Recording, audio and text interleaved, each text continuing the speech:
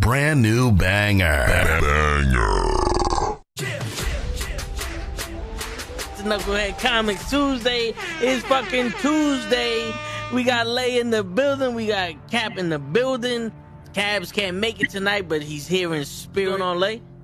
My man, just chilling, brother, chilling. What's up, Cap? How you doing? Doing pretty good. Is that and the father goes shamefully? That's my son. And the other guy goes shamefully. Orion goes, that's my father. Choose fear and hate to run your life. Something you can't do. That was wrong with me from the beginning. I was doing it that way. I was gonna go down that path. I worried. You thought it was Grayson? Sorry, got hurt. It's like not him. Not him. Crack his brain for somebody, anybody that can help, and remembers. Freeze. The media. No, Randall Savage. Randall Savage. With his knowledge and all other shit and his capacity to learn. Absolutely. This is the only vegan I'll ever eat is grilled chicken wings, because that's like vegan to me. You know what I'm saying? Because the chicken wings are supposed to be fried, but you grill the chicken wings, you put it in some sauce, and give it some blue cheese. Is vegan. That's vegan. Like regular moo cow fuck milk, put it in some Honey Nut Cheerios, vegan, because Honey Nut Cheerios is good for your heart. You know what I'm saying? Can I steal the question from Cabs? I got it right. Look at this. I would also like to steal. I would also like to steal. I would also like to steal. You're too late. Wow. I stay loose, I stay hype, I stay loose, I stay hype, I stay loose, I stay hype. I could do this all night, cause I do what I like. Yeah, I do what I like, yeah, I do what I like. Sipping goose, sip is right, and I go with the flow. Yeah, I go with the flow, yeah, I go with the flow. Cause I know I'm the show. In the zone, here I go. In the zone, here I go. In the zone, here I go. Yeah, they know I'm a pro.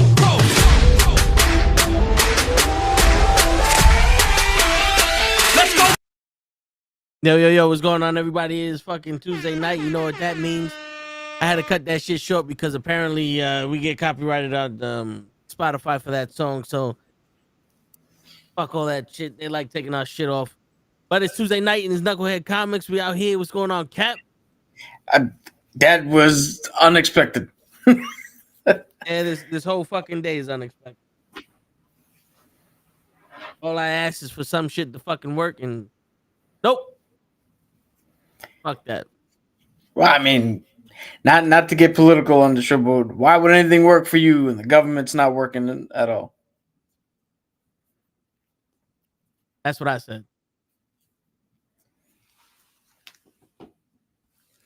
Shit, but yeah, we out here, we live. It's Tuesday night, and the main topic I want to discuss is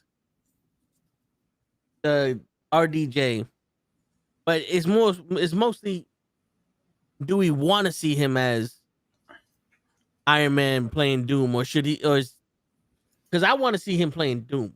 I don't want to see no makeshift Iron Man that fucking turned into Doom and all the other shit, because to me that's a fucking cop out. You know what I'm saying? I want somebody that's gonna be Doom. Yeah. So we'll get to that. I have two things of note from both of the directors and a different director who have commented on exactly what your question is. So if that's not cryptic enough for you, we'll get into it when we get there.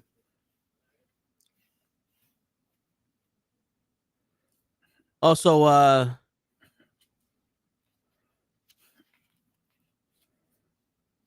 was gonna.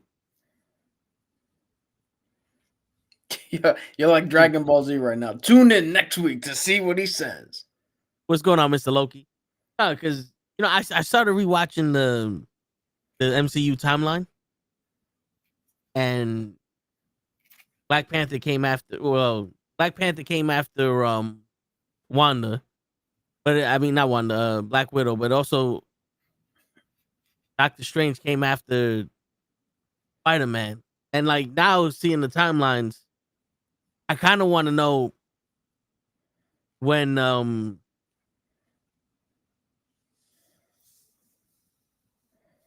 it makes sense because all right, we spoke about this before. The first Avengers movie is the movie that they went back to in Endgame, and the fucking Grand Wizard, whatever the fuck her name is. She said you what about 5 years too early, Yeah. and then during the movie when he crashes his car, they're talking about Rhodey getting his back fucked from the plane crash. No. The injured person with the spinal injury is in Iron Man 2 when they're looking at Hammer and all the shit he did. There's the video they played of the dude in the mech suit that spun all the way around. Yeah, but Doctor Strange happened after Civil War. Yes, the Kamatage shit. That's what everybody has been saying, is that he was saying he didn't want to work on that dude, because why would you not want to work on War Machine?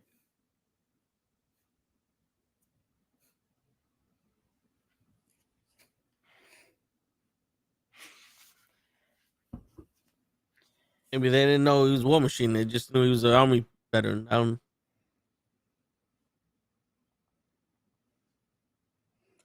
gonna look it up here.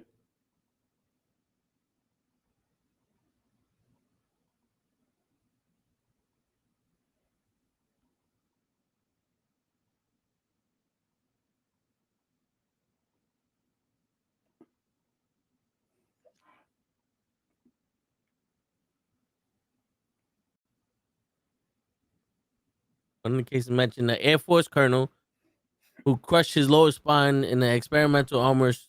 Strange was not talking to the person in the mech suit, but about the potential identity of this patient is an intentional mystery and the subject of fan speculation. It's saying that James Rhodes, many fans initially speculated it was Colonel James Rhodes, who suffered a severe spinal injury after falling in his War Machine armor during the events of Captain America. However, director Scott later debunked this, stating it was a passing line and not a reference to an established character. Which led people to believe then it was the dude that Justin Hammer fucked up in his testing.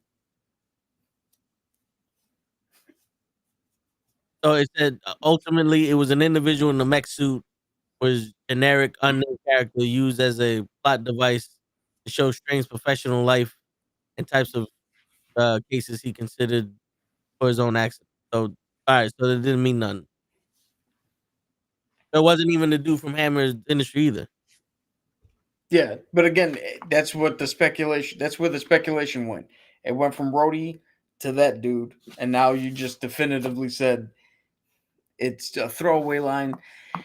You know what this is? This is the line like remember Law Abiding Citizen?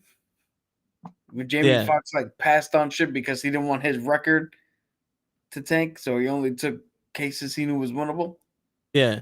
That's what Strange is doing effectively. He only took cases he knew he can do. So it looks like he does every, Yeah, he said that this was any 50 other doctors could do this shit. That's why I didn't take it. Yeah, you'd say that too if you really didn't want to, if you were trying to downplay that shit.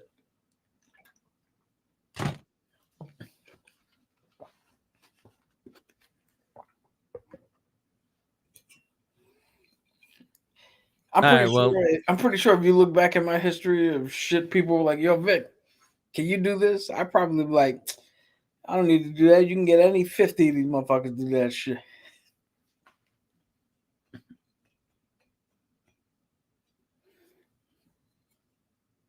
All right, well then, that's the end of that conversation. Now, Mr. Terrific built his own Justice League.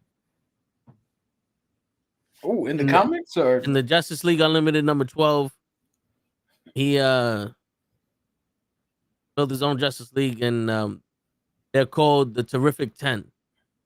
There's Aquaman, Power Girl, Guy Gardner, Electric Blue, Superman, Gold Hawk of Andrino, Tim Drake, Batman, Alan Scott, Sophie, Dr. Fate, Our Woman, 31st Century, and Justice League Alpha, and led by Mr. Terrific. Those are the people that earned it. Everybody but Aquaman seems to be pretty solid. But he put Alan Scott and Guy Gardner. Well, it says Guy Gardner, but there's no parentheses, and then it says Alan Scott, Green Lantern. So I don't know if. Well, I mean, because we all know that Guy Gardner is a Lantern. And you got to, Alan Scott, you got to specify that he's a Green Lantern now and not his original form. What was he originally?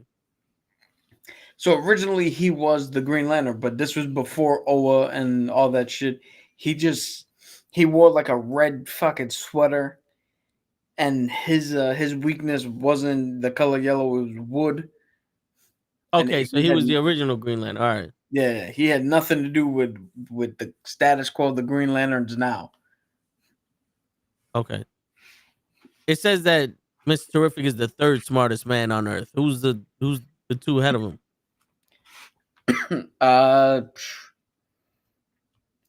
Probably, I want to say probably Luthor. And I don't know who they don't really tout their fucking geniuses like Marvel does. So one is probably Lex Luthor. Some people might put Batman up there, or I know Bane is fucking supposed to be smart, but probably not that smart. Victor Freeze might be up there. But apparently it's saying Lex Luthor and Bruce Wayne.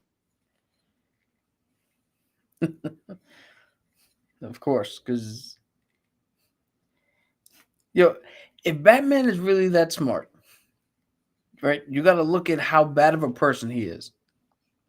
Because if he could prepare for anything in 24 hours, or give him 24 hours, why can't he solve cancer in 24 hours? He can't find no cure. He can prepare for everything, right? That's what they say. I'm surprised Superman isn't up there, or Barry, because Barry can think faster than anybody. He's a fucking scientist.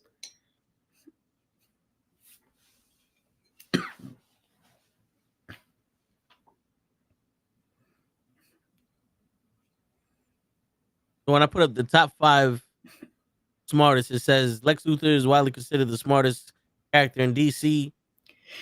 Mr. Terrific. Other contenders for the title is Mr. Terrific, Barbara Gordon, Dr. Manhattan. Oh, there's your other answer. If they're smarter than Terrific, then it's Manhattan and Luthor. That's the definitive answer there. I keep forgetting that they now consider Dr. Manhattan like DC canon.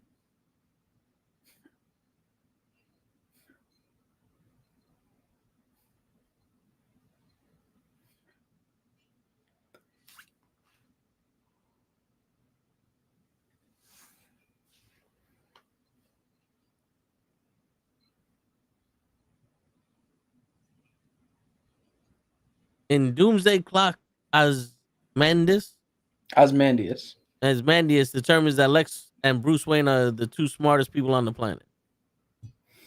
Damn, Ozymandias is saying that?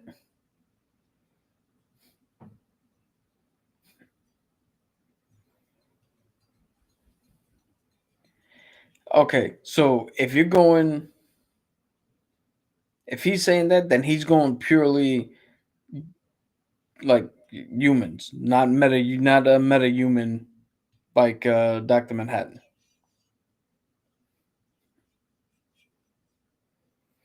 But still, Ozymandias is supposed to be one of the fucking smartest people too.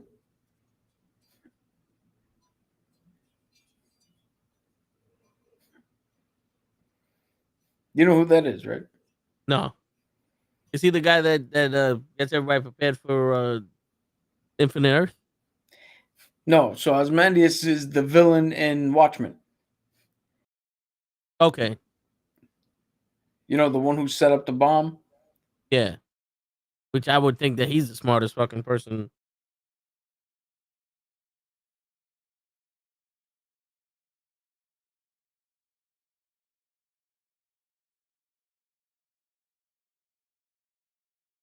So 10 DC characters who are smarter than Mr. Terrific. Number 10 is Batman. He's the world's greatest detective. Oh. All right, so number 10 is Batman. He's the world's greatest detective. T.O. Morrow created the Red Tornado. The Atom can navigate the microverse. Will Magnus created the scientist Metal Man. The Flash is the master of the Speed Force. Barry Allen is definitely the smartest. Mr. Terrific may be smarter than the Flash when it comes to cybernetics and computers, but when it comes to the Speed Force and mapping, when it comes to Speed Force and mapping Give me 1 sec. I gotta reboot this fucking laptop. the multiverse. All right. So this is basically different fields. Cyborg is a genius of technology.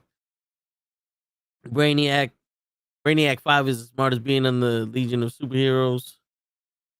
Lex Luthor is the self-proclaimed smartest man alive. Brainiac, collect worlds. I don't know. And then Petron Morbius chair. Okay. I don't know. That's just a list of fucking things that are, I guess, smarter than Mr. Terrific in different ways. I don't know. DC officially confirms one Justice League genius is smarter than Batman.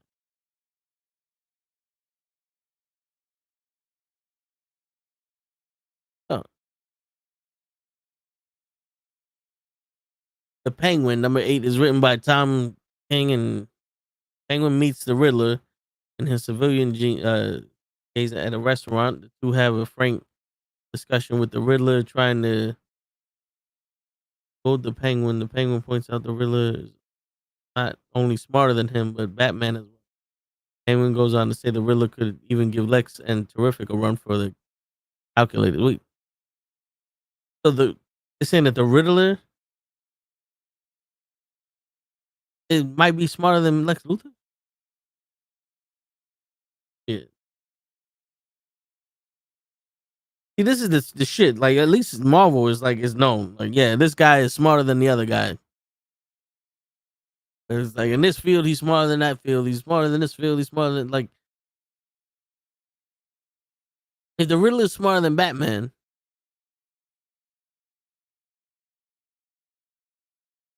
then how the hell is the Batman always gets his riddles? Unless thumbs him down for Batman.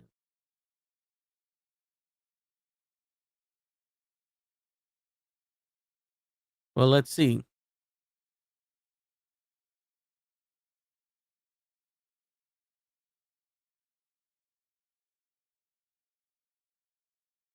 Shit. Star Wars: A New Hope is coming back to IMAX for the 50th anniversary. All right, you good now? I hope so.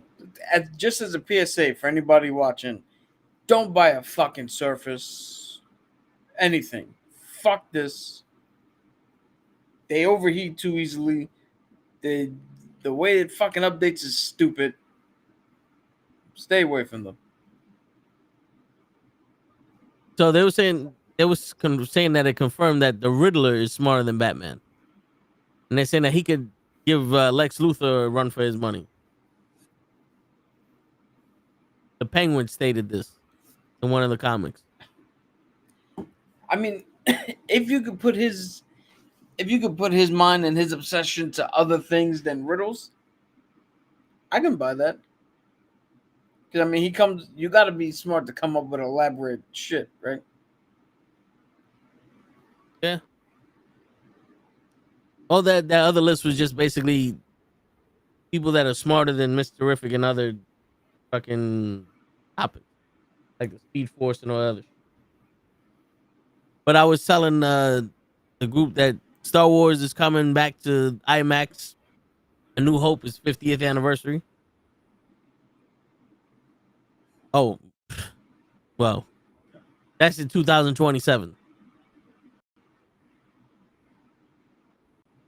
So we're still in the 48th year. I don't know why they're fucking announcing that shit now. Motherfucker. Marvel Studios is currently working on 3 major upcoming X-Men projects.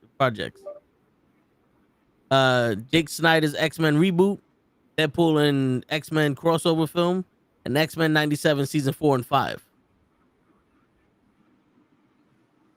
Damn. So we're only at season 2. Yep, but I think they're filming season 3 now. Oh wait, So that means they got to be doing 2 and 3. Yeah, well, 2 is about.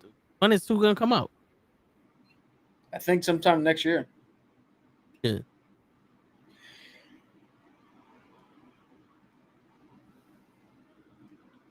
It's funny how long animation takes when you're trying to do it correctly. Yeah. All right, who wins? The Dark Phoenix and Wanda versus Superman and Batman. Dark Phoenix and Wanda.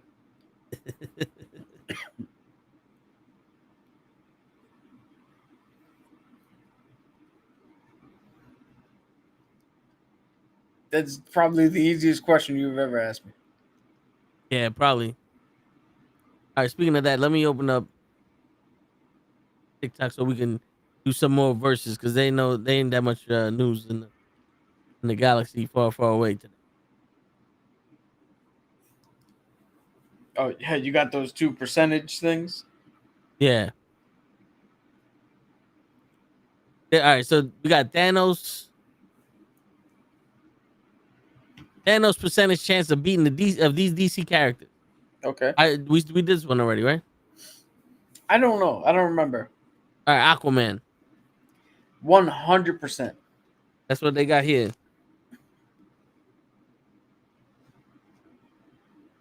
Sorry to all Aquaman fans, but he's useless. Lex Luthor. 100%. Got that also. You don't think Lex Luthor would be able to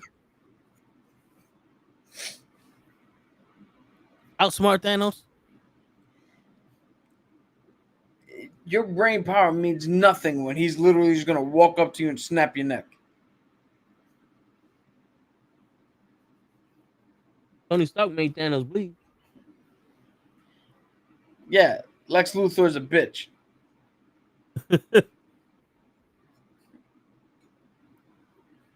The Flash. 90%. It says 80 here. I was gonna go 80. Originally I gave the speed a little more credence.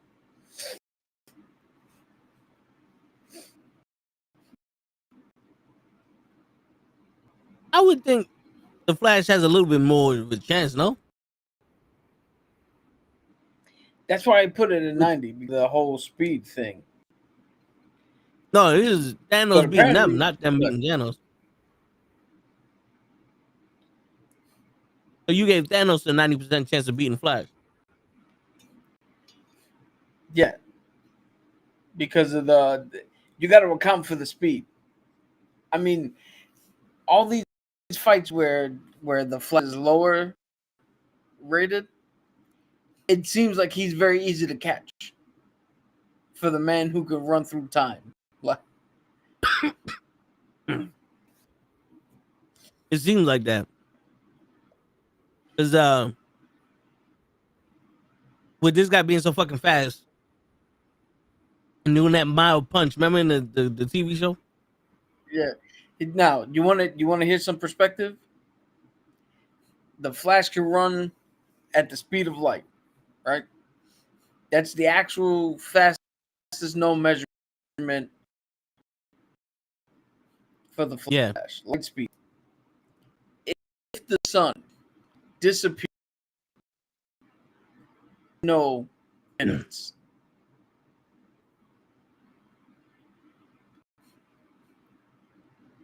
So That's how how fast- fast can you really be? Huh? Yeah, but that's hundreds of millions of miles away, isn't it? Yeah. But if the sun takes 8 minutes for its light to reach us at light speed, then you gotta, and Thanos has an 80% chance of beating the Flash. There's a 16-minute window somewhere where he can get caught.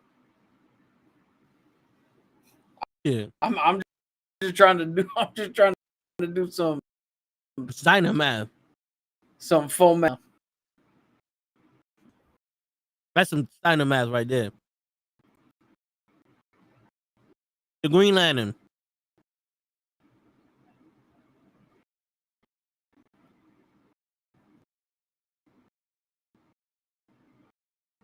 Looks like he froze. Oh. The Green Lantern. Al Jordan's Green Lantern. Thanos on the 80% chance. That's what they gave him.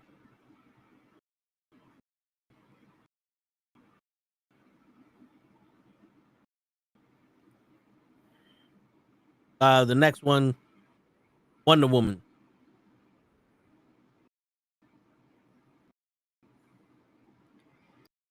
I'm gonna go back up to 90 for Wonder Woman.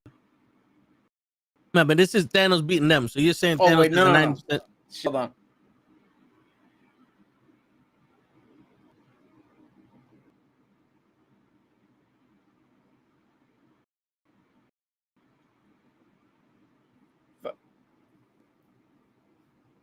Say my shit's now skipping out again. What happened? This is Thanos beating them. You're saying Thanos has a 90% chance of beating Wonder Woman.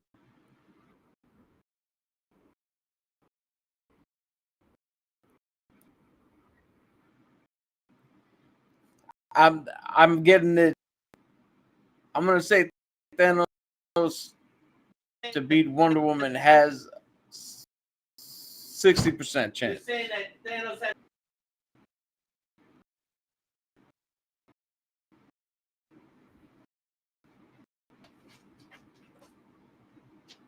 Can you hear me? Yeah. 60% chance Thanos has beaten Wonder Woman.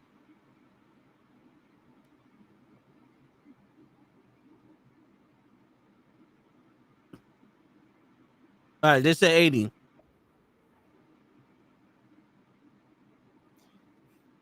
All right, they gave her better odds. Brainiac. Shit. Brainiac, 70%. Thanos wins. They said 75. Mongol. I was close. Who was that? Mongol? Oh, that's probably 50-50. They put 70. Damn, I'm rating these guys higher than they are. Dr. Fate. 80%. They said 60%. Yo, he damn near wiped the floor with Doctor Strange. What the fuck? I guess Dr. Fate is stronger than Doctor Strange. Thanos' superior strength and durability, as well as his own dark magic and energy manipulation. Not to mention Thanos' experience taking down magic users like Odin and Doctor Strange before this fight on Thanos. This fight in Thanos' favor. By the way, if he took down Odin and Doctor Strange with his own dark magic, why the fuck does he have a 60% chance of beating Dr. Fate? Wouldn't that be bigger? Yeah, that's what I went bigger. Okay. Superman.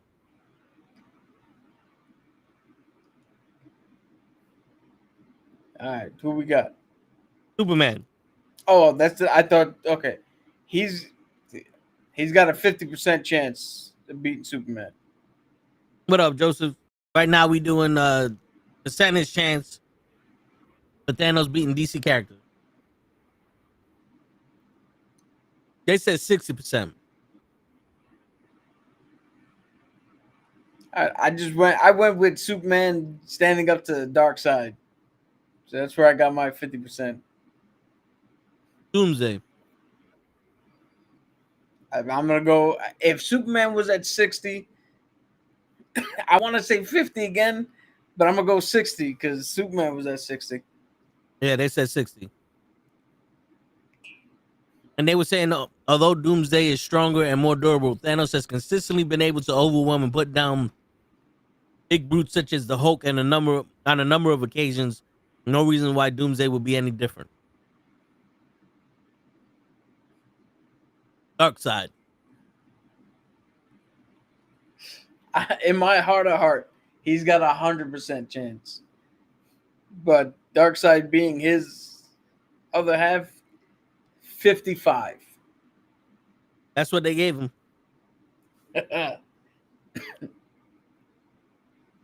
It says Thanos' high resistance to energy attacks nullifies the effort of the Omega beams, as well as his high strength and durability equals to Darkseid's, along with Thanos' magic giving Thanos a slight edge. Yeah, dude. I can't remember if it's the other way around.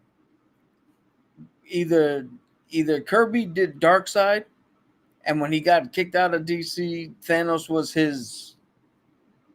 Well, I'm gonna go do it over there, or it's the other way around, where he did Thanos first, and when he went to DC, he did Darkseid as his version over there.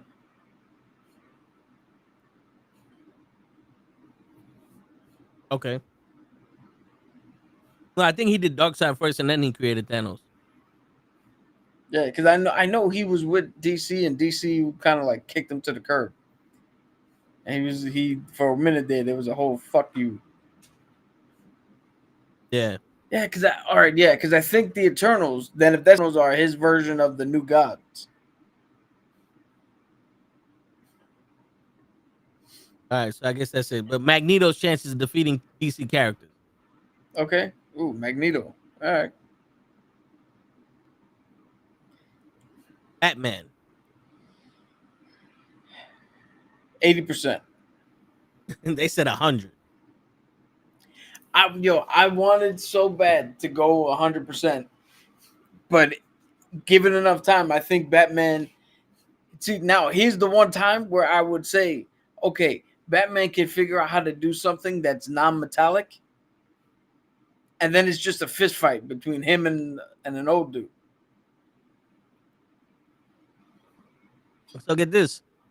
It says realistically, Batman would have 0 ways of getting around Magneto's abilities and attacks, making for a definitive Magneto win.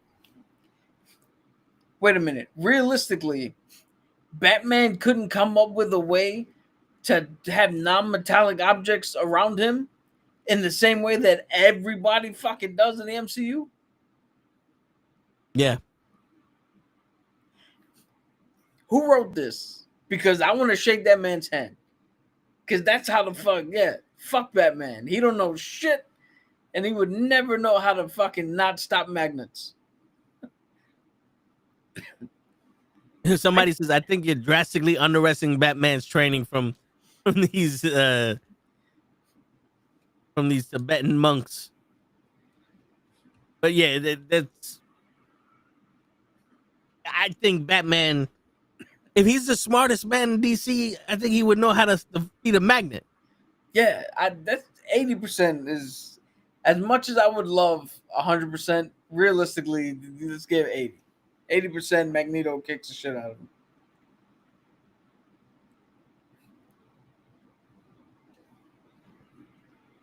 Grog. Grog? Killer Grog. Gorilla Grog, I'm sorry. Oh, 100% chance. Yeah, it says 100%.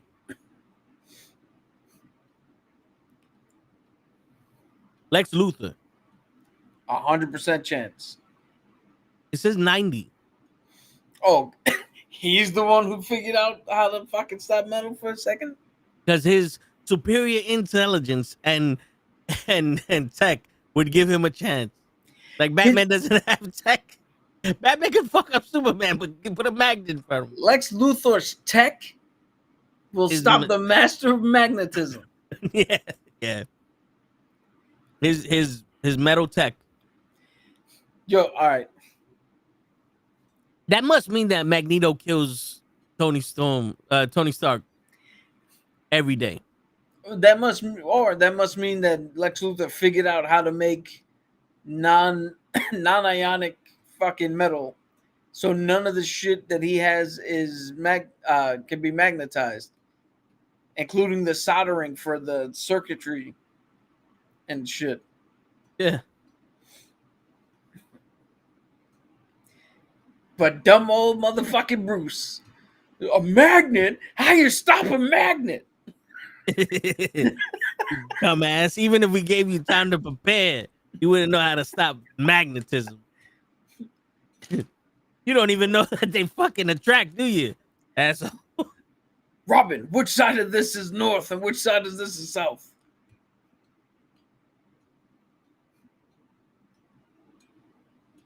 Up. He hit one with too much citric acid. Yeah. He might not be good no more.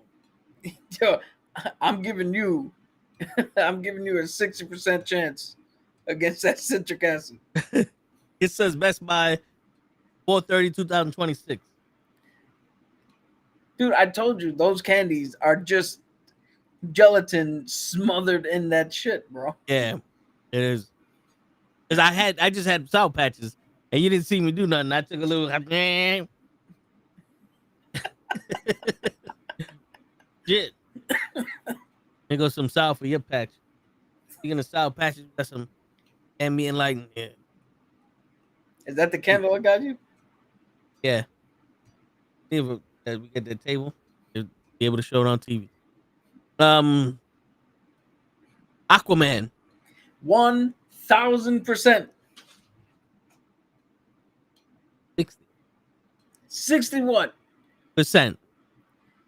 Look, it says although Aquaman is physically stronger and more durable and faster and has superior weapons, Magneto's powers and hexes would be serious issue for Arthur, especially if Magneto takes control of the Tyrant, giving Magneto.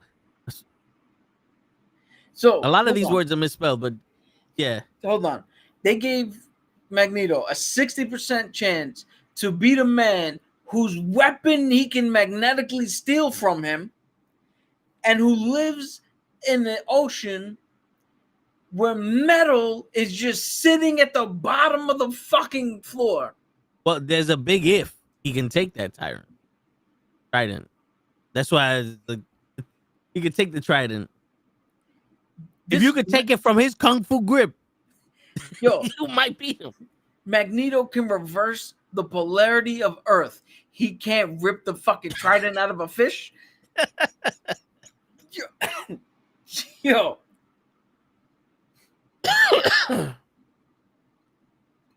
The Green Lantern. No, time out. Oh, go ahead. No, because Arthur, I can't even fucking say it. Arthur.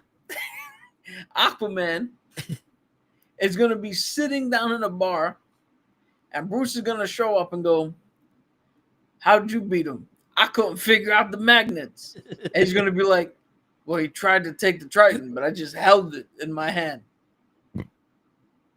Like a man. Motherfucker, Magneto will rip his shoulder out of his socket as he pulled it to him. Fuck out of here. Green Lantern. 80% chance. It says 40. Okay, 40. I gotta look this up Because if the lantern ring itself is not made out of anything that can be magnetized, then okay, then Green Lantern just puts him in that bubble. Yeah. Nothing in that bubble gets magnetized, and you got him. So in that case, it's 100% chance. Huh? In that case, it's 100% chance. Yeah. But let's see. Or 0% chance that he's beating him. Yo, but this guy, whoever did this shit, is copying and pasting because his superior strength, speed, and durability. How strong is the fucking Green Lantern that he's out-strengthened fucking Magneto? Are we talking about Magneto's magnetic force versus? I think the Green Lantern's like physical hand-to-hand strength. But he can't be superior like that. You take off that ring, Hal Jordan's just a fucking human. Yeah, and Magneto without his powers is an 80-year-old Holocaust survivor. We seen him in his underwear, and he's jacked. That was back in 1997. That's not now. So his ring is not magnetic. Okay. So all right, yeah. So then, yes. Well, I will agree with that. Would Magneto also be able to make a You know how he levitates, and apparently in the cartoon he has that circle around him. Would he be able to grab shit and break his bubble with the? No, because once he's inside the bubble, so even if Magneto, right, makes a fucking metallic force field around himself, then Green Lantern would just make a bigger field around that, and you got him. He wouldn't be able to break that field? No. Because now it's your willpower versus what? He wouldn't be able to magnetize shit through it. Otherwise, putting him in a glass fucking cell does shit. Remember he had to wait for the guard to come close to him? There's too much iron in your blood. Yeah. All right. I was just gonna give you the percentage and not even tell you the hero. Wonder Woman. Oh, she's wearing metal armor? 90% chance. This is 40. 40? Yeah.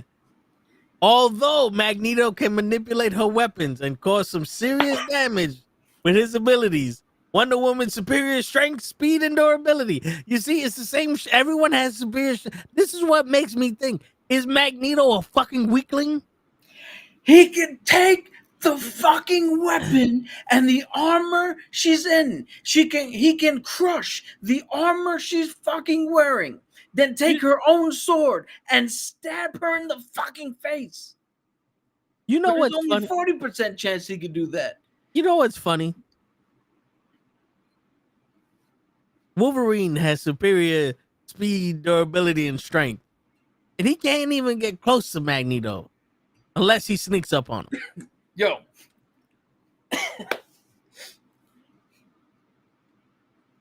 Put Magneto up against Solomon Grundy with a gun. And he has a 0% chance. Because although he can take the fucking gun, Solomon Grundy's speed, his strength, his durability. It's too much. Too much. The Flash. But with his speed, it's got to be a fucking 30% chance. 25. See? His speed and abilities would likely be too much for Magneto.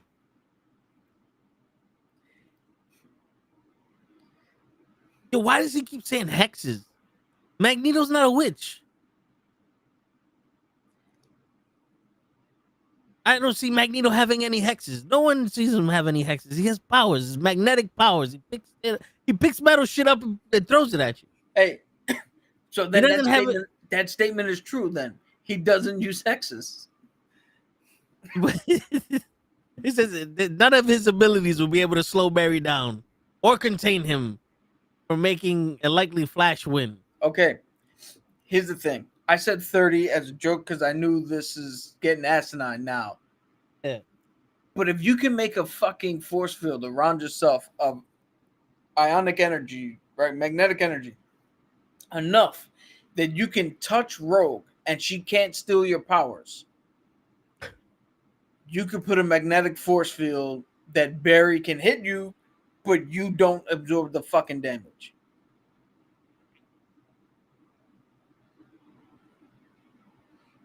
Makes sense. You ever took two magnets and put them on the opposite end and try to force them together? Yeah, they They repel. don't fucking go. But he don't have any hexes. We're looking specifically for hexes. Who's the next one? The answer is, what are hexes?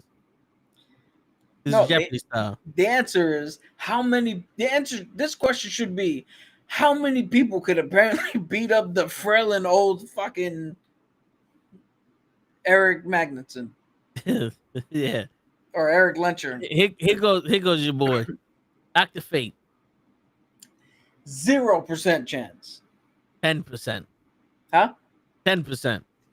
10%. Because if he can get that, time out. Let me guess. Although Magneto can manipulate the helmet that Dr. Fate wears and crush the skull instantaneously, the magic, the endurance, the speed, the power, his dick size, his cape, his color scheme is all superior than what the fuck Magneto has. And he has facial hair. Yeah. Yeah. Dr. Fate comes out swinging. Magneto can't do shit. It's because of the magnets. He doesn't know what to do with them. And the last one, Superman. 0% chance. Nothing about Superman is magnetic. You can't put metal around him. Well, you're gonna be surprised with this one. You're right. It's 0% chance, but not because of the reasons you said, but because of his strength, speed, and durability. You know, I didn't even see that coming. I would never, out of all the things Superman can do, I would never in my mind think he was faster, he was stronger, he was more durable. Hold on. Is kryptonite magnetic?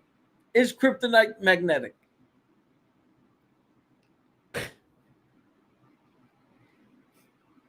No. So then, no, kryptonite is not magnetic. Superman will kill this motherfucker dead.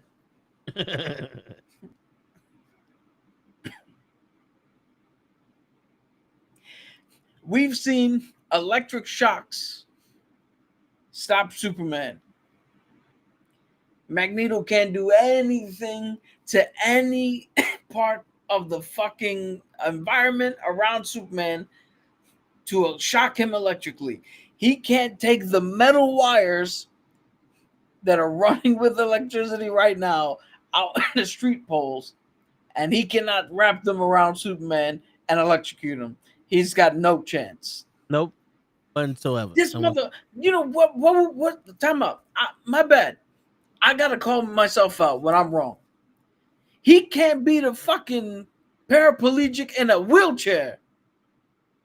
Why in the fuck would he be able to beat Superman? He ain't never beat Charles Xavier's ass. Why would he fuck up anybody else?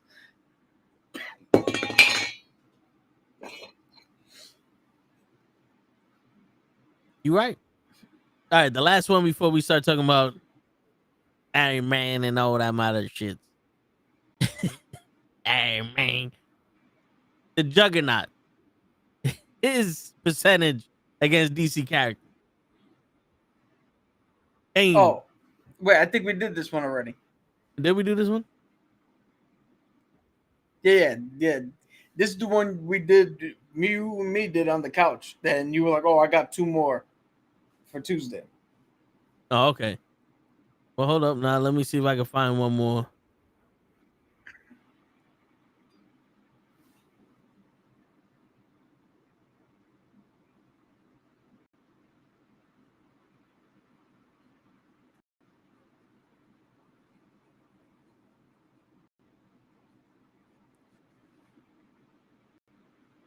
Okay. Galactus's chance against DC characters. Okay.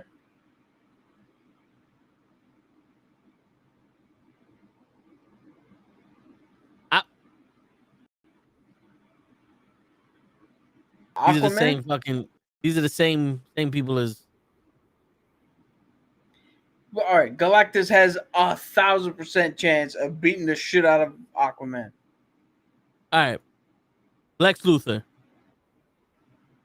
1,000% chance. Splash,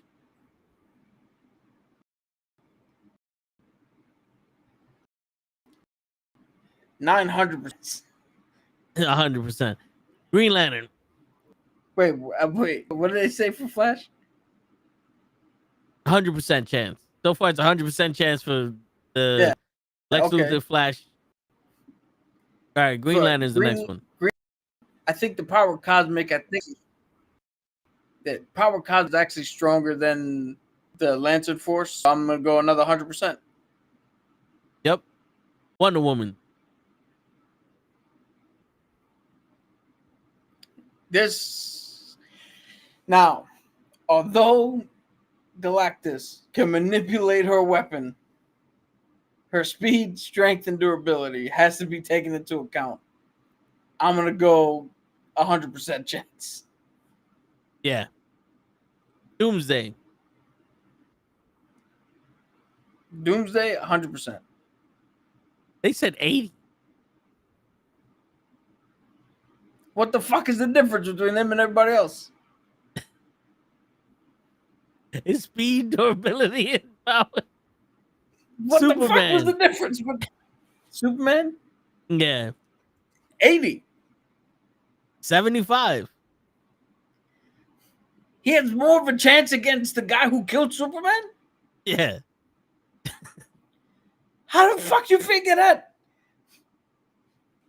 I can beat the guy who killed you easier than I can beat you.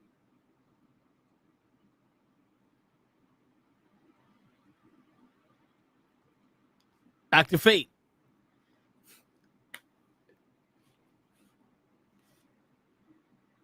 60. 70.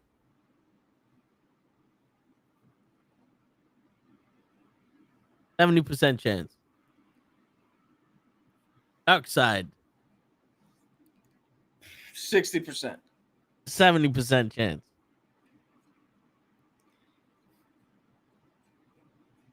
And that was it.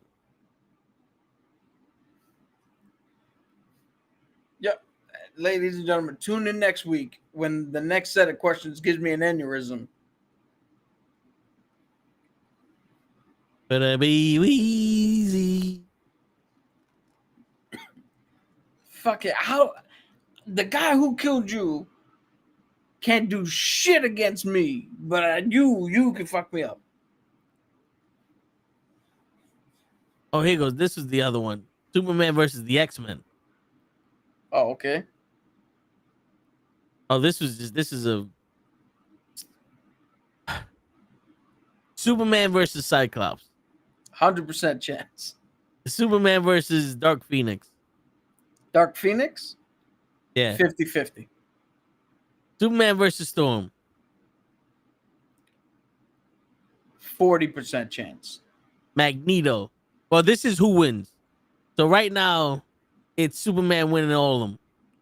Now we're up to Magneto. Wait. So I'm just giving my own actual thing and not trying to guess. Because it's literally a picture of Superman versus a picture of Colossus, and then equals the winner. This is a different. So against Magneto, it was 100% chance he wins because there's nothing Magneto can do to him, according to the last one. Superman versus Colossus. Superman's got an 80% chance. I mean, he's gonna break that metal skin. Superman versus Nightcrawler.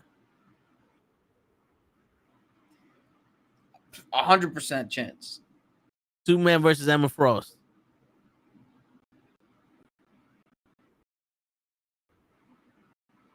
Ah, fuck me. Superman versus Emma Say Frost. that one last time. It skipped out a little. Ooh, Emma. I'm gonna give Emma Frost. I'm gonna say 60 because Emma Frost could fuck with his mind. Superman versus Iceman. 100%. Superman versus Rogue. I'm gonna go 90 because I think Rogue might be able to. The new version of Rogue might be able to go toe to toe with him, and there's that little chance if she touches him, he's fucked. Superman versus Wolverine. I'm gonna go 100% because those claws not gonna do shit. Versus Cable. I'm gonna go 100% because Cable's mostly holding back shit in his arm. So Versus versus who? Weapon 11. Wolverine's daughter. The same 100% chance. Like if you're gonna beat Wolverine, you're gonna beat Laura. All right, there's 3 characters here. I don't know. The bitch sitting in front of a mirror, and the mirror smiling, and she got her head down. She's like this, and the reflection of the mirror is smiling at the other one. That's a cool pick. I can't guess out of that description. All right, we're gonna skip this shit then, because I don't know who the fuck these people are. I'm gonna assume this is Xavier's son because he's in a straight jacket and there's pictures of other people. Legion? Yeah. Legion. So 0% chance because Legion could warp reality. Okay. I thought this was Iceman, but it's not. But I guess it's just somebody with both loses Molecule Man or some shit. Oh, Molecule Man, then 0% chance for Superman. Apocalypse. I mean, Apocalypse is the same as Thanos and the same as Darkseid. So whatever rating we gave there, I'm gonna say 60% chance. All right. He only lost to Molecule Man and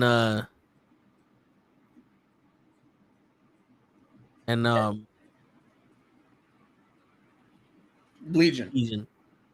Yeah. Yeah. They're on another level with their shit.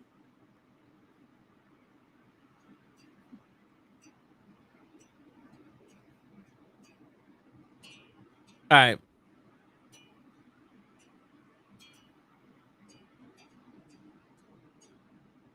Let's get down to the nitty and gritty here. There's a lot of talks, a lot of speculation, a lot of bullshitting for people to justify Tony Stark turning into Dr. Doom. Now, there's people saying that they might go with the comics and have Dr. Doom transfer his consciousness into Tony Stark. There's people saying that he was Dr. Doom this whole time and he changed into Dr. Doom and all that. But here's my thing. I think that's idiotic. Just because Tony Stark and Captain America flip-flopped. When Tony Stark first started, he was, I'm a genius. I know better than anybody. And I can't trust you to make the decision. I make the decision because I'm the smartest person in the room. Just, Captain Rogers, he was, I'm here to take orders and defeat the Nazis. When he was taken out of the ice, he was following orders. Then, when Tony Stark realized he didn't have the answers, he started following orders. And Captain America started actually like disobeying orders. So they kind of flip-flop personality. Dr. Doom is not someone who's gonna follow orders. He does everything in his interest, in his best interest, or in his Latveria's interest. There's no one that's gonna tell Dr. Doom what the fuck to do unless Dr. Doom already decided he was doing that. Yeah. So, and there's no part of Tony that says that other than in Iron Man 1. You know what I'm saying? So I think that right there should debunk anything of Tony Stark was Dr. Doom or turning into Dr. Doom during the Infinity Saga. Not to mention, he did die. Yes. There's also theories that in Endgame, if you look at the screen where they went to back in time, there was dates there that Tony went back in time to defeat Kang or something. And I'm like, that kind of makes no sense either. Because he just developed time travel. How would he know to go back in time at certain times to stop Kang? Yeah, and they only had a certain amount of pim particles. And why would stopping Kang be more pressing than stopping Thanos? Like, why would he stop off and go, hey, we got to get all these people back. But before we do that, let me stop this motherfucker from doing whatever he did at this time.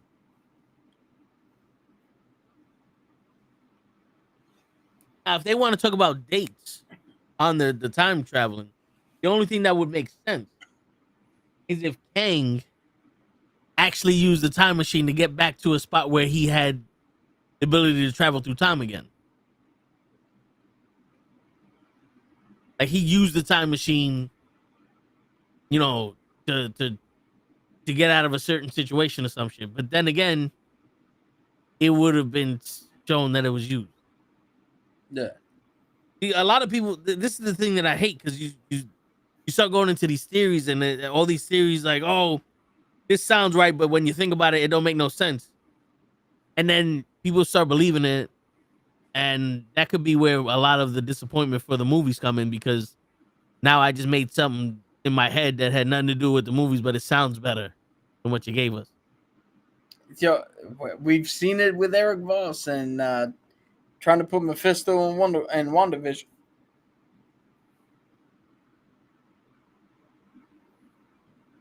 Say that again? Yeah, we've seen it with what's his name, Eric Voss, where he was trying so hard to put Mephisto in WandaVision. Yeah.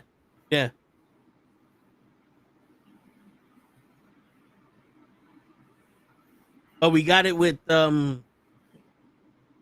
Ironheart. Yep, exactly where he belongs, making deals with street level genius techs.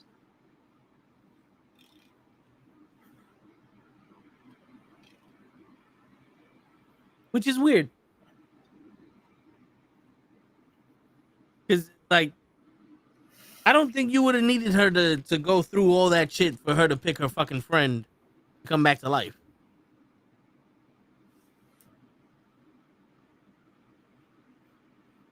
Yeah. And especially since she already made peace with having her friend back as the AI. Word, and if she's that smart, she would have known she would have figured out how to bring her back as AI. I don't. So, what do you think about the theory that the My Hero shit? What is that? How can I assist you? My Big Hero 6 is a part of the MCU. Well, I think technically it is. It is they turned it into a Marvel comic, and it is part of it. So so when he pulled out those databases with the AI in it, you know, like Friday and all that, it was actual Betamax infrastructure. I think one of I'm not too big on the Easter egg shit like that, but I think one of them was either one of them that Tony had was something related to Baymax, or one of the ones that this kid's brother had before he picked the one for Baymax had something to do with Tony.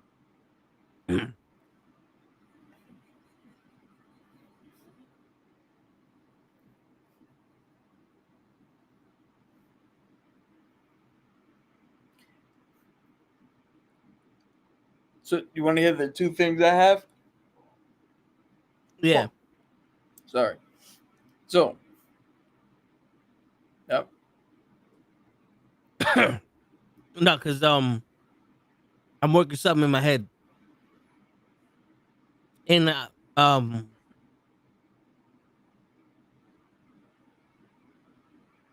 Civil War, Iron Man approved all the projects in that college with a full scholarship. Yes. But then I was thinking Ironheart had to be the years after he died. And Yeah. with his tech and all that shit going fucked up, I don't think his company is as lucrative as it was, right? He wouldn't have still been covering all those. No, because remember, they were under indictment. They took Valentina bought the building out. They were seizing all of his tech property. They had Happy Hogan under investigation. All that shit would have stopped. That building was sold already, though. In Spider-Man Homecoming, they sold that building. Yeah, to Valentina. Yeah, but this is before his indictment. No, because Happy Hogan was getting indicted during that picture. No. This is the first Spider-Man.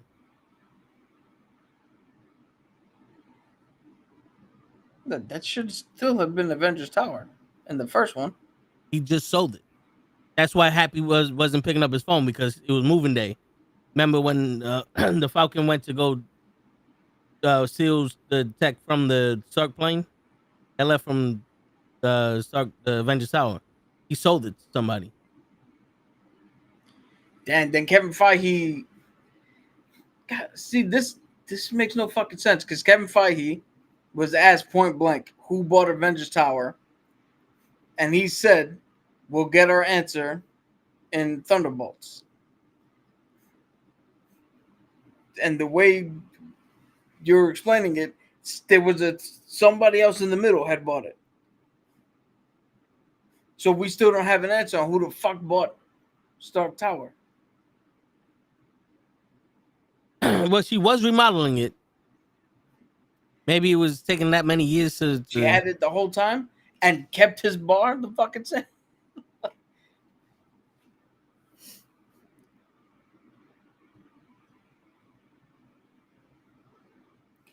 Yeah, we're starting to see the forest through the trees now. Yeah, the it you ain't know that lining up. saying where you look too deep, you can't see the forest through the trees. Yeah, We're going the other way now. Now we're starting to see the forest through the trees. We're starting to see every little line that didn't line up. And they're like, oh, they didn't match that one up. Oh, they didn't. They ran out of space on this one.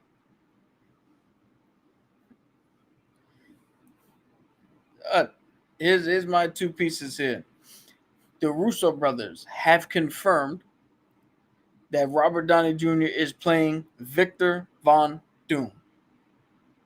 okay. Not a variant. Not Tony Stark coming from a distant fucking future. He's playing Victor Von Doom. That's what they have confirmed.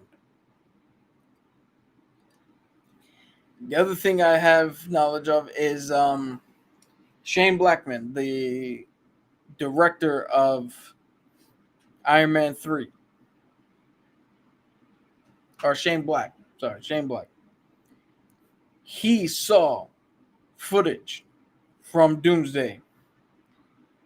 And he said that Robert Downey's performance is not only pitch perfect for Dr. Doom, but it's going to revitalize the comic book movie genre.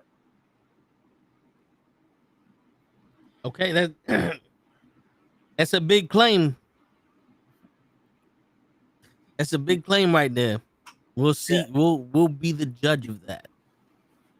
Man, that's a big claim right there. Let's see. I mean that he's essentially saying that everybody's gonna be so hyped with his performance that they're gonna be salivating for the next movie he's in.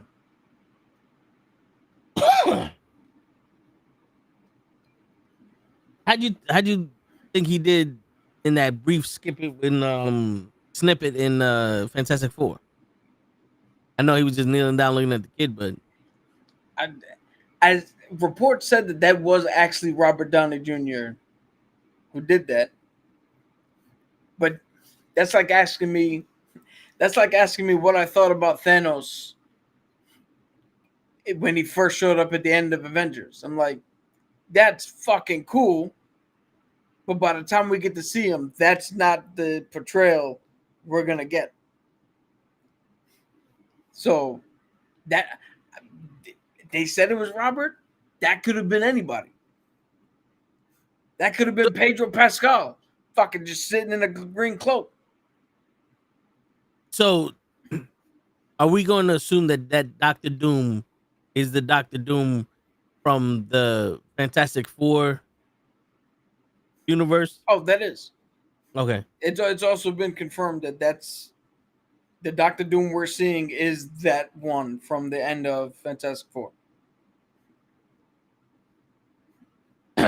No, but and he's from that universe. Yes.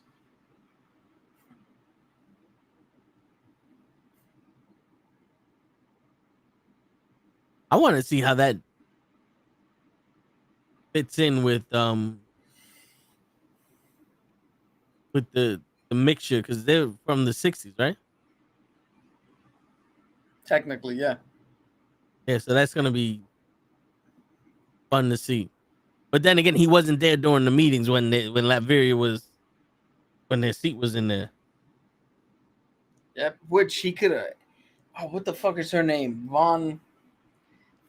I'm gonna look up a name real quick because he could have just sent her as an Easter egg, and I would have fucking been.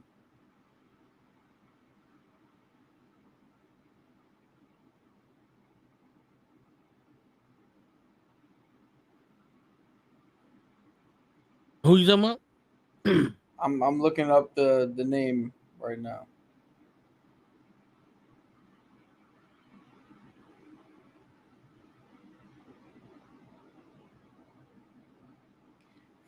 There you go. Lucia von Bardas. It's not ringing any bells. So she is like almost like Dr. Doom's right-hand woman from Latveria. If you would have put her in that seat, because remember, it just said Latveria. It didn't say Dr. Doom or anything.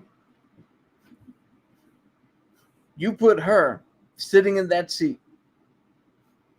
Then at the end, Dr. Doom shows up. And it's like, oh, shit. Both of them are fucking... We're going to have to deal with both of them?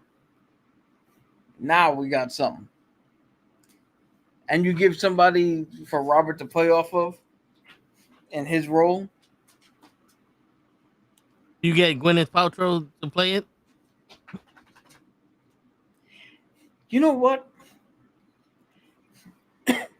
Normally I would say no. I would be like, yo, let's get somebody fresh in there. But I mean, Gwyneth Paltrow would, I think, be a little too, what did Cab used to say, a little too cute? Yeah. You know who I would have got for that role? Scarlett Johansson. Emily Blunt. She was supposed to be the Black Widow. Everybody wanted her to be Sue Storm when we thought it was going to be John Krasinski as Reed Richards. That would have been a perfect thing for her to come in, not as the hero, but a secondary villain who's just as respected as Doom is. That'd have been something. You know what? She was. I just gotta verify. Were you looking at what movie she was in? No, the book. Oh.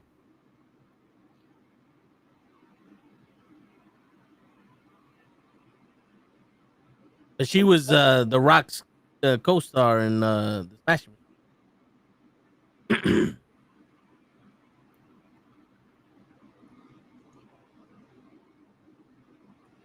Yeah.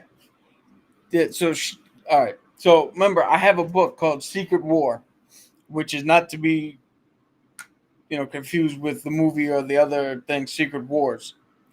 Secret War was a book they did where they took Daredevil, Wasp, Quake, Luke Cage, Cap, and I think Wolverine. And Nick Fury did a covert mission into Latveria to go execute. He was trying to execute her. They were just trying to stop her because she flooded New York with tech and gave low level fucking criminals a mass grade so she could disrupt shit here to the point and hit him so hard that he had internal ruptures that they could not fucking stop because they couldn't get through his skin. And they had to find different ways of treating him.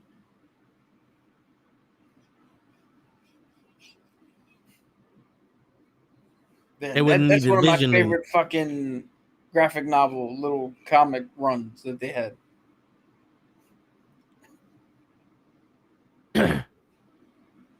Shit. I mean, I doubt that's gonna be in the movie, but I doubt she's gonna be in the movie, but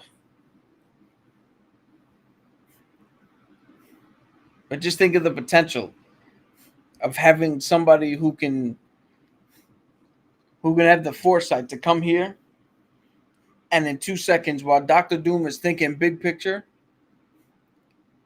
he's like, yo, I need a distraction. She's already got it. Bam. She's giving out fucking tech like it's Christmas Day. And it's a fucking toy drive. You get one. it's kind of like what Bane did with Batman. Yeah. And then you can even have it. Well, I mean, again, this is if I was running this, that in the work set up, and secretly I would all Daredevil, Ironheart, all the Mr. Wonderful,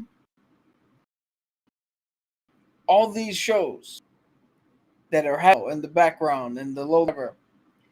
I would have had one or two villains in there that are like, yo, that motherfucker was tougher than he should have been.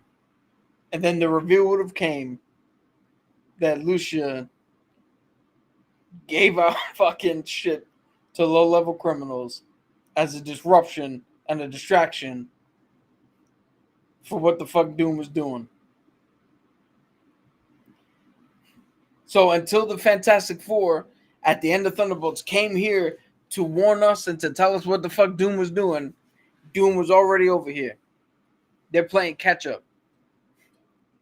And his plans are already set in motion because everybody else was distracted. Nobody noticed him coming in here and making changes. That's how I would have done it. Nah, I mean, makes sense. Yeah.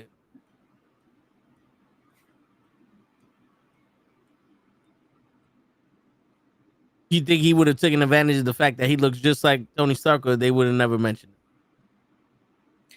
If he's playing Victor Von Doom, well, fuck, that's the thing. That's the thing that fucking bothers me.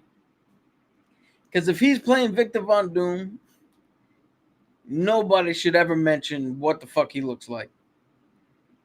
Because to be honest, he should be in the mask the whole time. But you're not going to put him in the mask the whole time. You paid Robert Downey Jr. a fucking literal shit ton of money you got to show that face. How does anybody not go Tony? Yeah, especially like Rhodey or somebody. Rhodey, Parker, Falcon. The shit at this point, the lone Falcon from all those fucking commercials would look at him and go, Tony, is that you? Shit. Now, I know I said Falcon and not Captain America, but he was not Captain America when Tony died.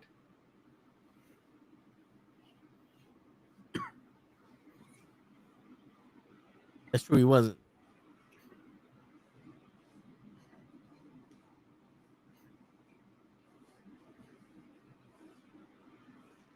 I don't want to ask if Thor's supposed to be in it because remember, I don't want to know shit, but But I mean, not you can safely assume that they're gonna put everybody in this movie. now. All right, how would you feel if the woman that you said was Dr. Doom's right hand woman, right hand man, was Valentina?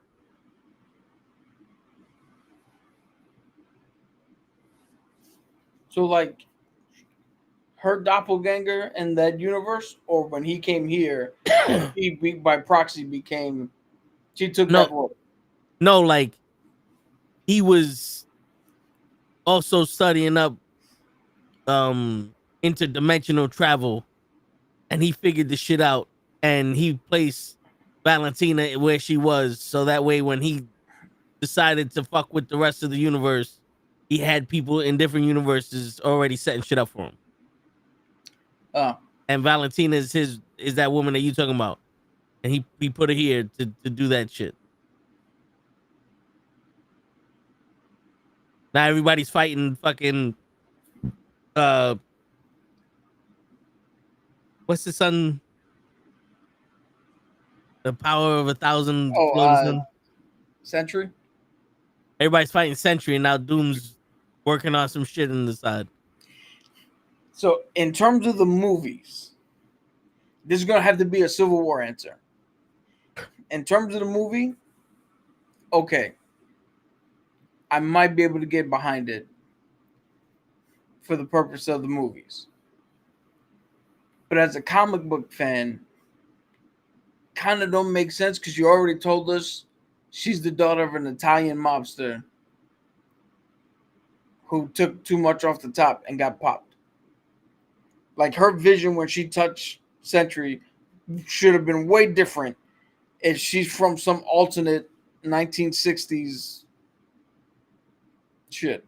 Well, what if Dr. Doom trained her in the art of espionage to telepath? Yo, you cannot espionage your way out of that, man. You cannot espionage your way out of your truthful innermost fear.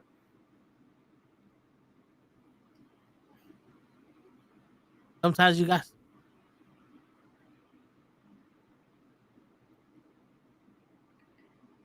Nah, I would be. I'd be the one sitting in the theater. Bullshit.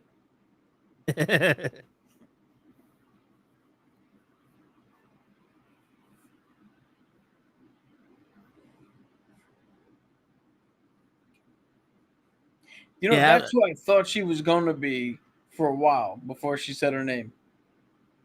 You thought she was Doom's people. Yeah. Originally.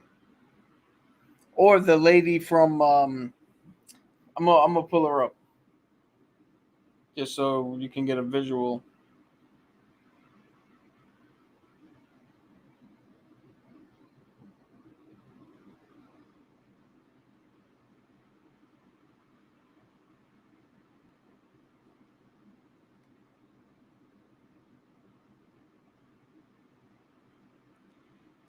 I also thought she could have been her. Abigail Brand. She's the director of Sword. Okay.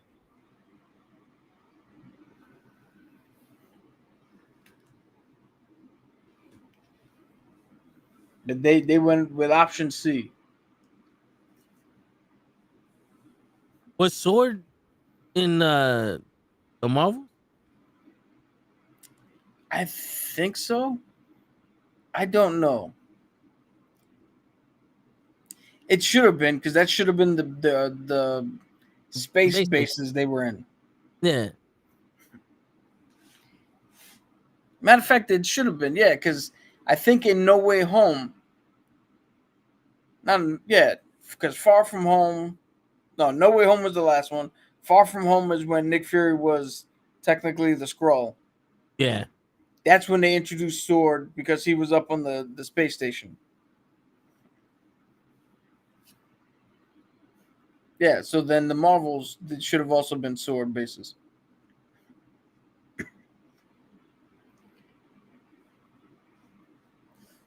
Or how, but it's funny how Nick Fury got two different fucking government organizations off the ground is beyond me.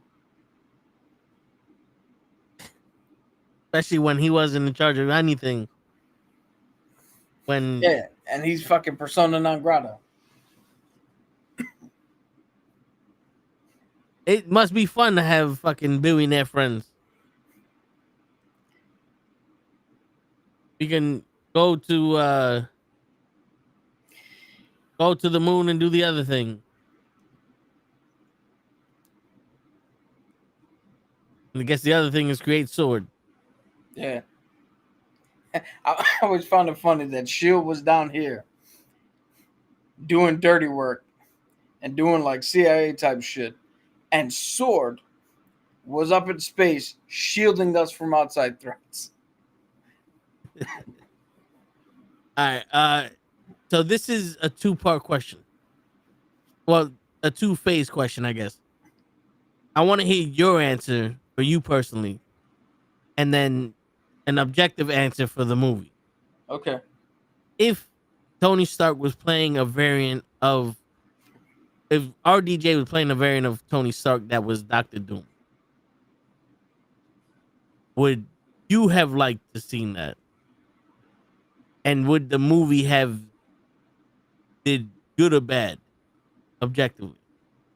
So we'll get your personal opinion on that, and then an objective opinion on it.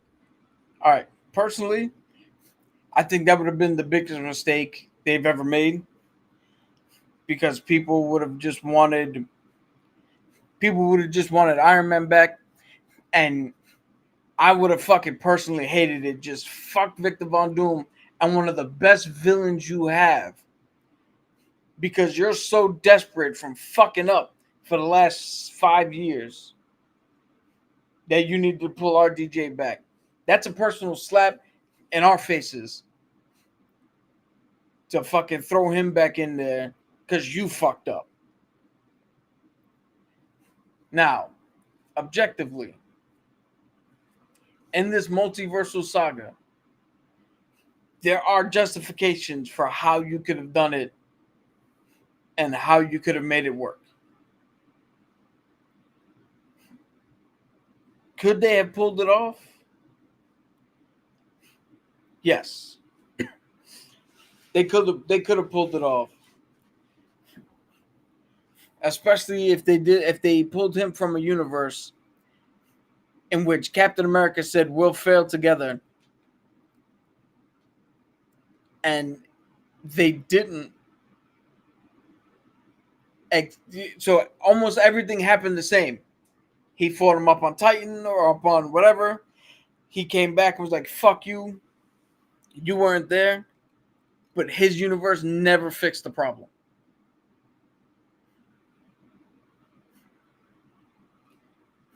And he became more solitude and justifying ruling. Yeah, and when he thought he had the answer, instead of time travel, he found dimension travel and saw that we were able to pull together and fix it.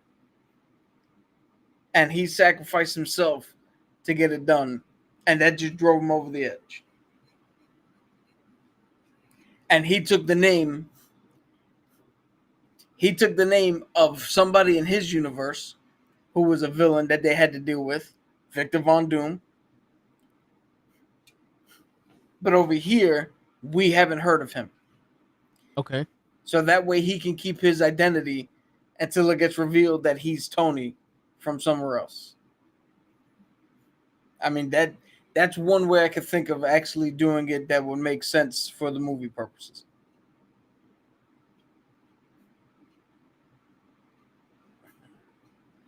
So I think the way you would do it is with Age of Ultron,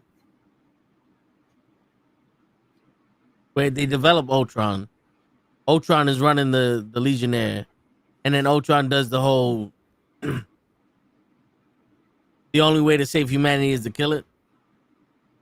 But then Iron Man is like, no, the only way to save humanity is if I rule it.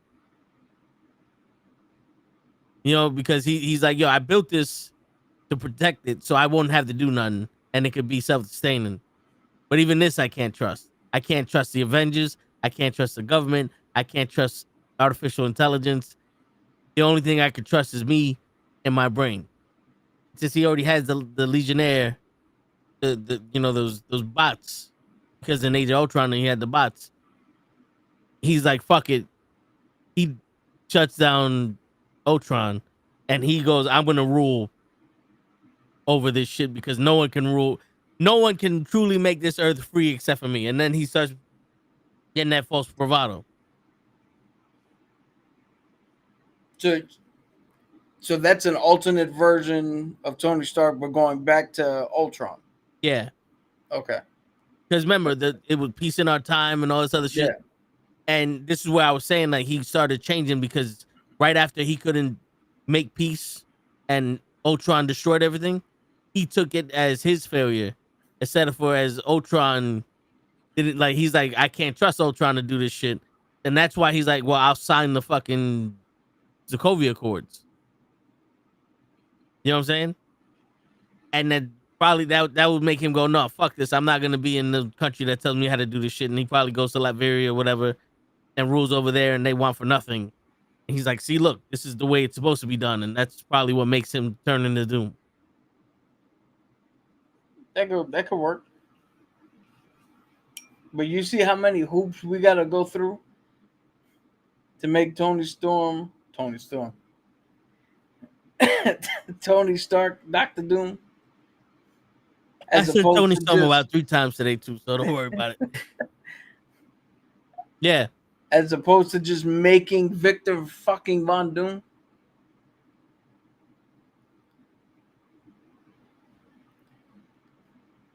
I almost feel like I should give a monologue like Tony Storm. It's like they had a villain right there in front of them. Why dress up a pig? Shit. Monet or whatever the fuck Sasha Banks' name is now.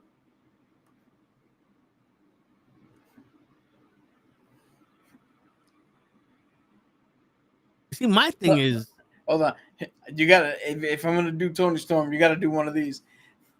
Chris Statlander, prepare to get your tits kicked in.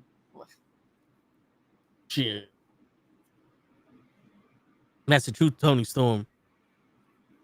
My thing is that where was Dr. Doom here? Unless I don't think we have one. Well, this could be the thing now. Where the first travel to the moon was the Fantastic Four.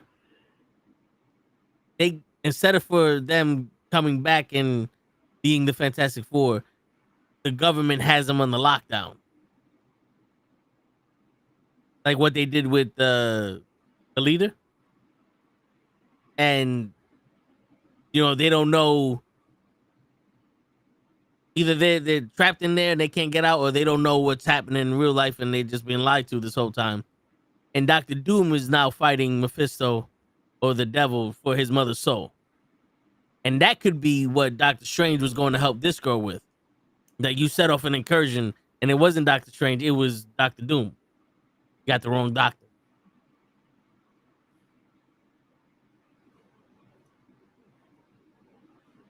Almost kind of like Superman on the Red Sun, instead of for the Kents getting them, you know, something like that. that could work, but that opens up way more questions than they have answers for. And as we all know, Sway doesn't have the answers. No, he doesn't. And I don't think Kevin Feige does either.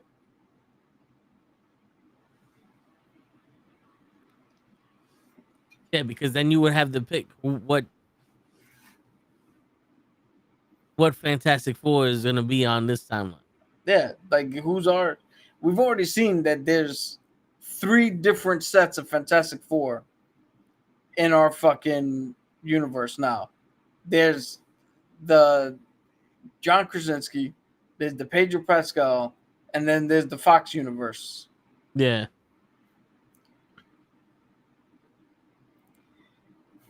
You're gonna run out of actors if you gotta have. No wonder they told Jonathan Majors just to play all of them. Word. So what other character? Because there is a Miles Morales in this universe. Well, no, there's not. His uncle's here. But he mentioned his nephew. Did he? When he got, yeah, he's like, yo, I'm my nephew, yada, yada, yada. No, because he goes, you got to really work on your interrogation skills. But, you know, my nephew lives in this neighborhood. And that's why he was telling him where, you know, what the fuck was happening or some shit. Oh. And in the Spider-Verse, the live action Spectre, Prowler, whatever, was trapped in one of those locks. And it was Childish Gambino? Yeah. As a human, not as a cartoon, as a human. So, but he was in a suit.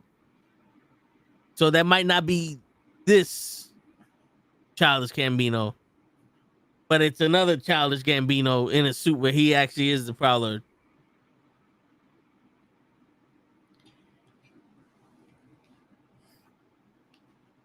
Yo, here's the problem though. Sony owns Miles. And then you would have to make a separate deal like you have with Parker to get Miles in. Because there was rumors that Tom Holland wanted Miles Morales to be in this new one. But Sony said that the only way you can get Miles Morales is if you do a multi-dimensional crossover and he's still animated from the animated universe. That makes no sense. For Sony, that makes perfect sense.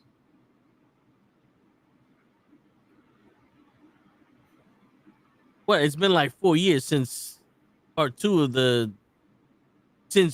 of part 2 of the Spider-Verse. Yeah, but they're making it, so the rights don't revert back. Jesus Christ. They just need to be like, yo, listen, keep the percentage you would get from these movies. Just give us the fucking character. Give us the fucking character. It's hard out here for a pimp when the Cadillac and gas money spent. Is that part of the... Is that Song, part yeah. of the actual song? Yeah. For the life of me, all I can remember about that song is "It's hard out here for a pimp," and that's it. Trying to get the money for the rent. Cadillac and gas money spent. Got a whole lot of bitches turning ship. A jumping ship. I think that's the actual part.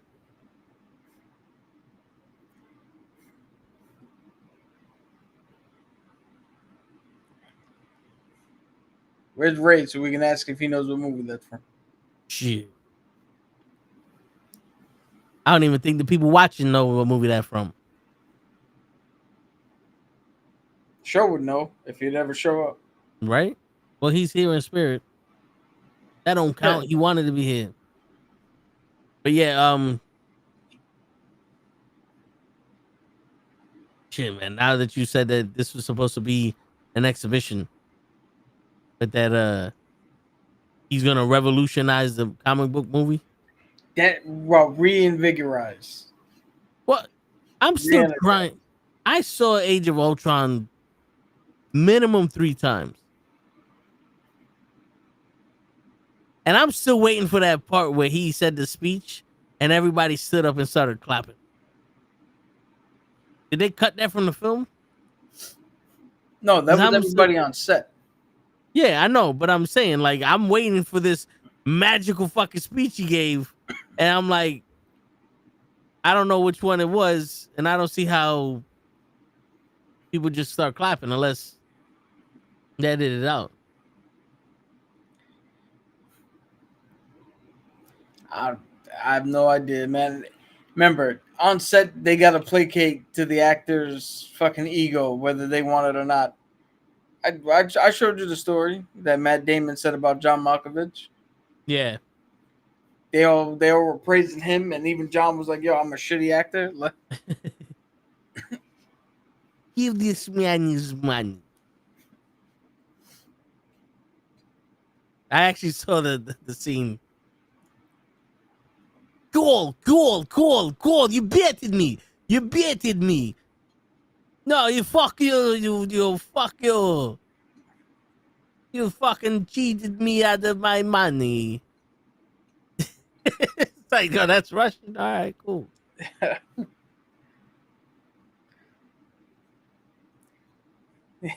He was one slip away from like, this is my wife.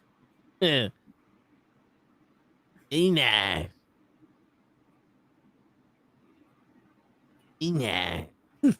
Fucking Borat motherfucker.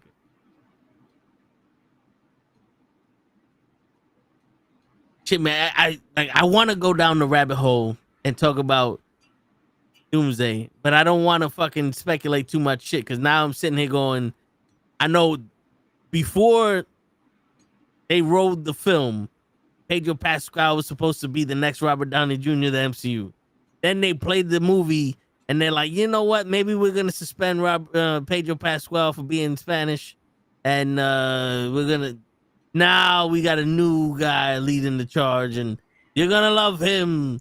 He's gonna do so much, and he's gonna be in the movie with them. And yes, that's right. Do it, baby. Blame the fans because Fantastic Four didn't make the money they needed it to make. So then they pivoted to going, oh, I guess they really don't like these guys. So they have to be in the movie, but they don't have to be in it for that long. But I guess the movie sucked so much that they just totally negated the fact that the movie before they went into this universe.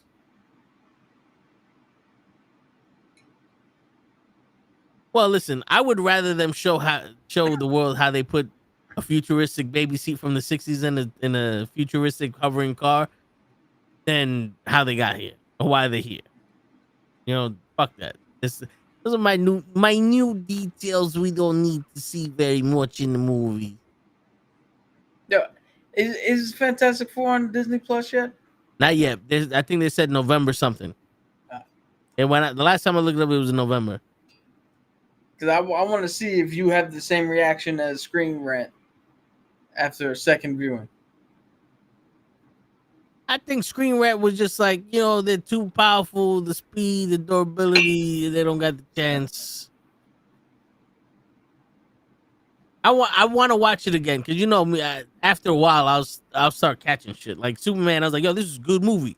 Then I watch it again. I'm like, all right, it's all right, but there's a little something here, you know. And then it's like, all right, I gotta keep watching it. And based off of what you said before with Robert Downey Jr. and The Mask, remember this, Cap. Leonardo DiCaprio was the lead actor in The Man in the Iron Mask, and he played 2 roles. He played the Man in the Iron Mask and the twin brother to the Man in the Iron Mask, and 90% of the movie he wasn't wearing a mask, which should be the brother in the Iron Mask. But the movie was about the man in the Iron Mask. No, the movie was about the Musketeers replacing their king with someone that was doomed to wear an iron mask the rest of his life. Which ironically was the older one who should have already been in charge. Yes. Which it kind of made no sense. Why would they say that he died? So nobody goes looking for him. No, but why would they? The mother said that he died. Yeah, because the whole purpose was that he wouldn't be found and he wouldn't be tortured. But that's what happened. He found him and he put him in the fucking mask. Okay. And he hid him away. They were trying to prevent that from happening in the first place.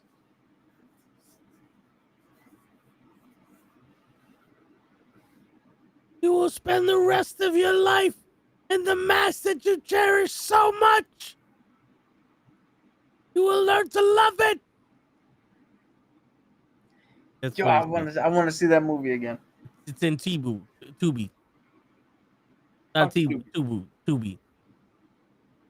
I just saw it like last week, 2 weeks ago.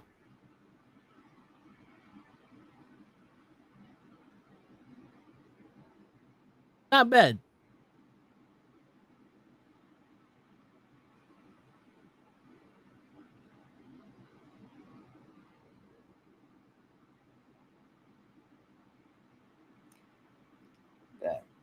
You know, that's one of the only like Leonardo DiCaprio movies that I actually like. Really? I'm not really a fan of his movies. Well, I mean, Plus, it's a fucking Musketeer movie. yeah. You didn't like Inception or Departed? Inception was all right. Departed's a remake. So it's not like it's anything new. They just did. They were like, "Yo, that movie was dope. Let's just do that." You know, to be honest with you, the real reason why I like The Departed is because of Jack Nicholson. It's because of who? Jack Nicholson. I think if you take Jack Nicholson out of the movie, I won't like it. Yo, did you hear? Again, Matt Damon. He was doing an interview and he was talking about the process of Jack Nicholson. And they were like, before the scene where he shoots the girl at the Shower? huh? In the shower? No, Oh, where no. he's at the marsh or whatever it was, and he shoots the girl. They're outside at the shore. Yeah. The original scene is the girl's already dead. He shoots the guy, and that was it. And he turned around and he was talking with the director and with Matt and was like, "How about I can't do his accent, but Yeah, as long as you don't give me an Australian accent, we'll be all right." turn around and was like, how about I shoot the girl? And if you keep the camera rolling, I'm going to say, hey, she felt funny. Making it that seem that I do this so often that there's a way that they normally fall, but she didn't fall that way. That's a sinister thing to do. But if you keep the camera rolling, the other guy in the scene is going to walk up to her, revealing that he has an axe, that he's going to chop her up.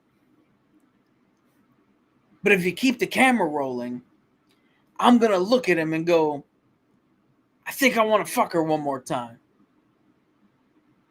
Because that's a sinister thing to do. But if you keep the camera rolling, Ray Winstone is going to look at me and go, there's something fucking wrong with you. But if you keep the camera rolling, I'm going to look at Ray Winstone and go, like I got you. Because we're making light of this. Because that's a sinister fucking thing to do.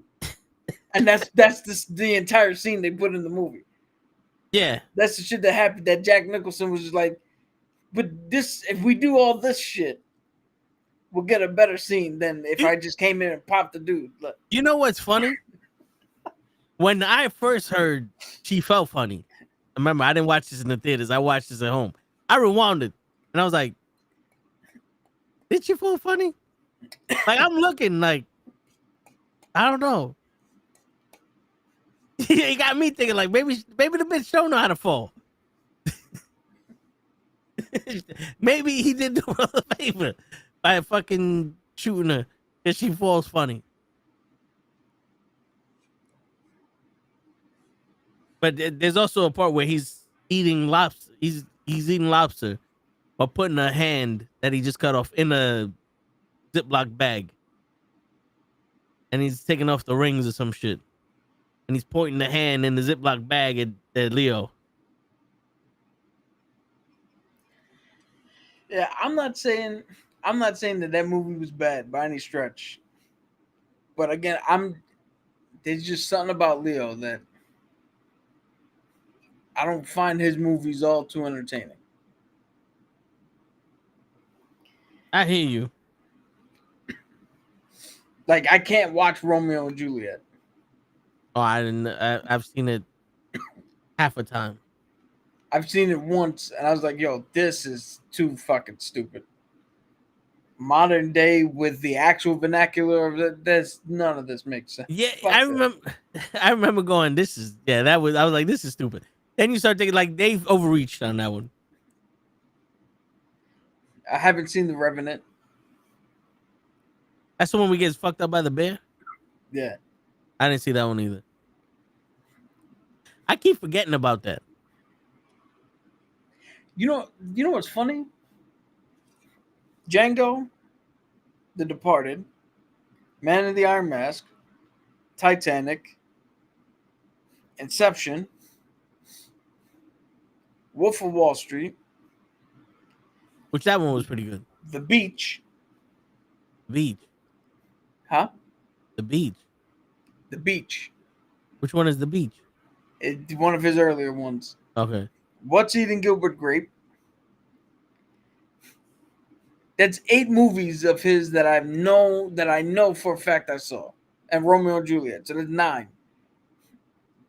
How many movies has he been in? 10. Huh? 10. Nah, fuck with you. Shit, I don't know. Leonardo DiCaprio. IMDb says that he has been in 51 You know projects coming out to date. You know what's crazy? I was gonna say he probably been in around 50 movies. I was gonna guesstimate that. And I've seen exactly 9 of them. See? Almost hold there. Hold on. That's 53 as an actor. I was looking at a different category. You're almost there. You know who would be a good older brother for Leonardo DiCaprio if they ever decide to do it? Brad Pitt. Sorry. I just got 10 and 11. Because Body of Lies I saw and Blood Diamond I saw. I didn't see Blood Diamond. Damn it. I've actually watched more than I thought because I saw Catch Me If You Can and Gangs of New York. I didn't see those either.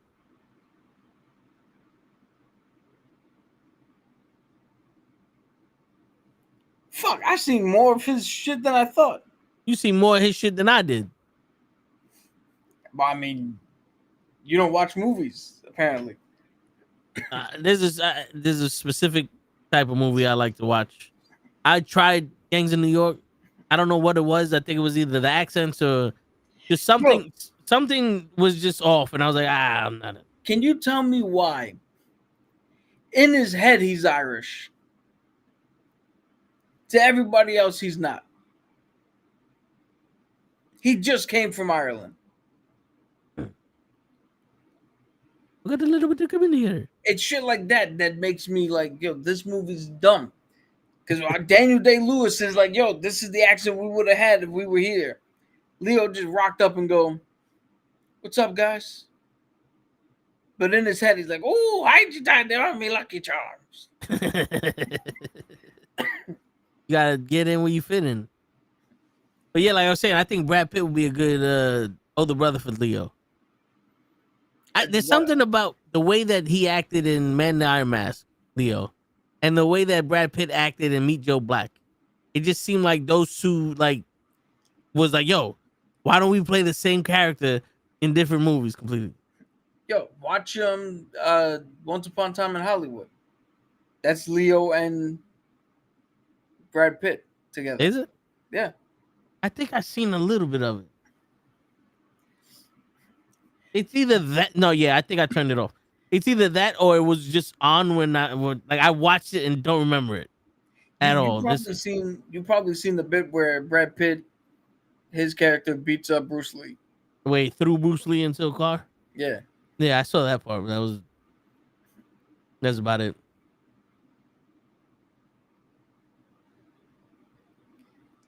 Yo, they asked Quentin Tarantino about that because it's supposedly based off of something that actually happened.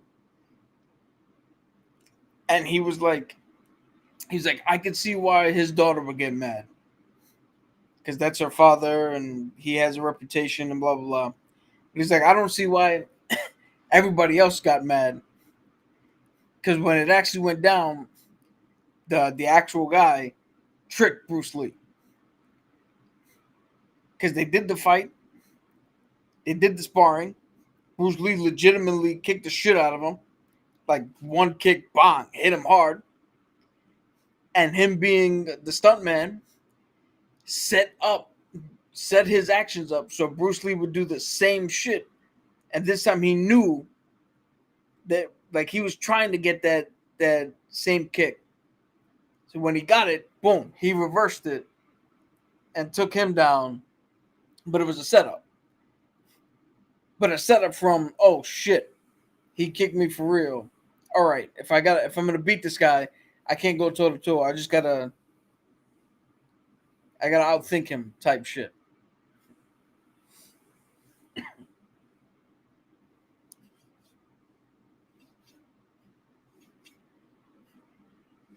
Okay. Listen, it's feasible. It's not every man in the world can't get hit. Like look at fucking Anderson Silva. Yeah. I mean, that's it. It's 11 o'clock. We covered almost everything. We have confirmed Robert Downey Jr. is playing Victor Von Doom, not Tony Stark Von Doom. And I will guarantee you this. If it is a lie, and they are pulling the rug on us, and and they give in to fucking pressure, and he is playing a variant of Tony Stark, I will guarantee you this right now. The review we do in the car after the movie, our out of the theater review, would be this. What's up, everybody? This is Cap and Toe from the Nukkle Hedd Network. This is our out of the theater review of Marvel's Avengers Doomsday. I walked out of the theater as soon as he was a variant. So, what did you think of the rest of the movie? That's going to be the fucking review. Yeah. And you heard it from here first. So, ladies and gentlemen, it's your friendly neighborhood knuckleheads signing out. Tune in tomorrow for sports. Tune in next week for more comics. Peace, everybody.